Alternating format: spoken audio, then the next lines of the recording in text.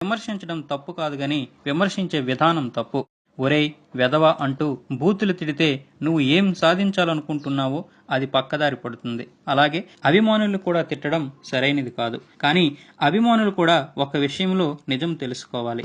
మా హీరో అని శంకలు గుద్దుకొని ఒక్క చూపు కోసం వందల వేల కిలోమీటర్ల దూరం నుంచి బస్సుల్లో రైళ్లలో వచ్చే అభిమానులు ఒక్కసారి ఆలోచించండి. అంత కష్టపడి ఎంతో ఖర్చు చేసి వస్తున్నారు కదా, అంతమందిని ఏ హీరో అయినా గుర్తు పెట్టుకోగలడా?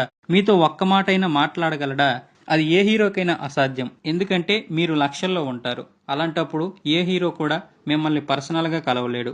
కనీసం మీకు షేక్ హ్యాండ్ కూడా ఇవ్వలేడు. అలాంటప్పుడు ఎందుకు అంత దూరం నుండి రావాలి?